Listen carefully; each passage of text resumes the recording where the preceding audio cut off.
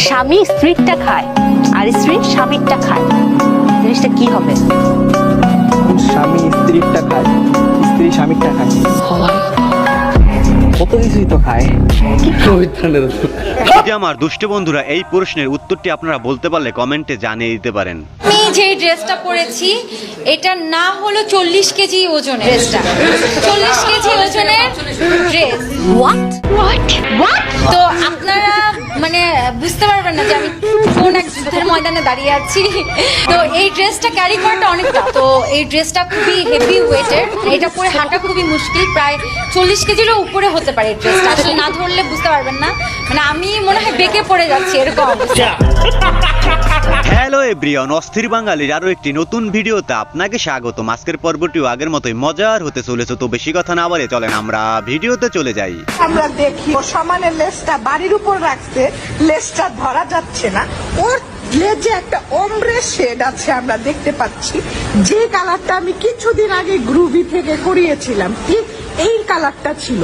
আপুরা আপনারা যারা চুল কালার করতে চাচ্ছেন আপনারা এই শেড। আরে এরা কারা, কোত্থেকে এলো? শাকিব খানের বিয়ের প্রপোজাল আসলে তাহলে আমার ফ্যামিলিকে জানাবো, তারা যদি ভালো মনে করে বিয়ে দিবে।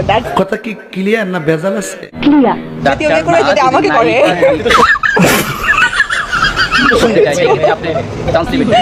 আমার এখন বিয়ে করার কোনো প্ল্যান নেই, আর এরকম কোনো চান্স আসবে না আমার কাছে। হ্যাঁ, বিয়ের বয়স আমি এখন অনেক ছোট, আমার বিয়ের বয়স হয়। আমি বিশ্বাস করি না। এই যে আমার দুষ্ট বন্ধুরা, তার মিষ্টি হাসি থেকে তার প্রতি ক্রাশ খেয়ে কোনো লাভ নেই, কারণ তার এখনো বিয়ের বয়স হয়নি। কথা কি ক্লিয়ার না ভেজাল আছে? আমার কাছে প্রপোজাল আসলে যদি আমার ফ্যামিলি রাজি থাকে আমি বিয়ে করে ডেফিনেটলি বিয়ে করবো। এরকম একজন পার্সনকে কে বিয়ে করতে না চায়? আসো খেলবো, খেলা হবে।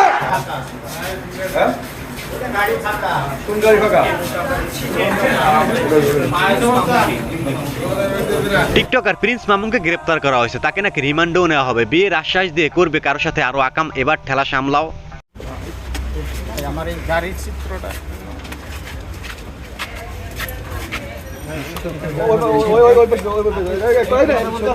মানে ইশক, প্রেম, ভালোবাসা।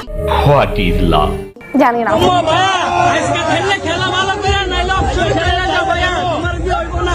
A few moments later.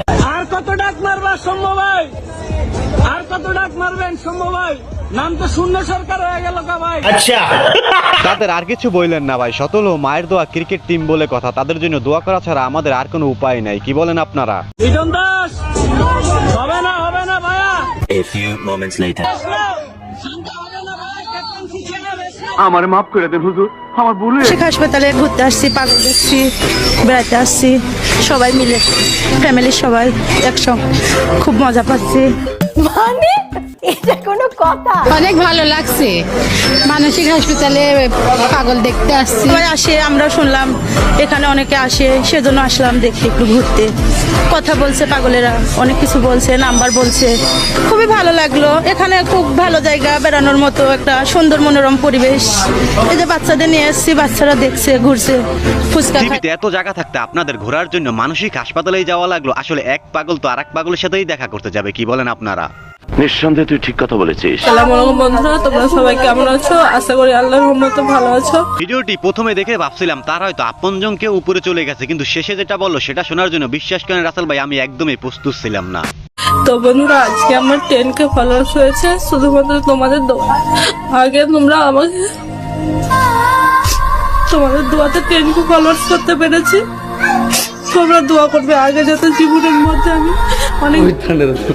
পুরের এই গরুর নাম প্রিন্স মামুন। প্রিন্স মামুন নামের এই গরুটি দেখতে যেমন সুন্দর, প্রিন্স মামুন বাংলাদেশের একটু জনপ্রিয় ভাইরাল টিকটকার, এজন্য সেই নাম অনুসারে আমার গরুটির নাম রাখছি প্রিন্স মামুন। এখন আপনারা আরো একটা কাজ করতে পারেন, লায়লা নামক এক গাভীর সাথে প্রিন্স মামুনকে বিয়ে দিয়ে দেন, তাহলে তাদের সুখী একটি পরিবার হবে। কি বলেন আপনারা?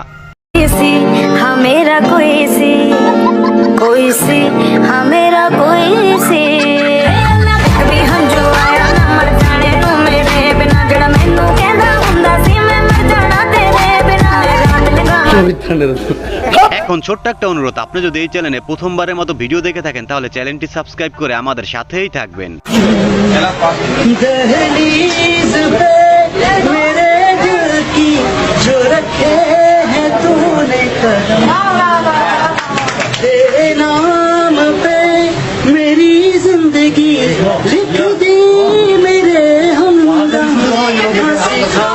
जीना जीना कैसे जीना ना सीखा जीना तेरे কি মোহব্বত আহারে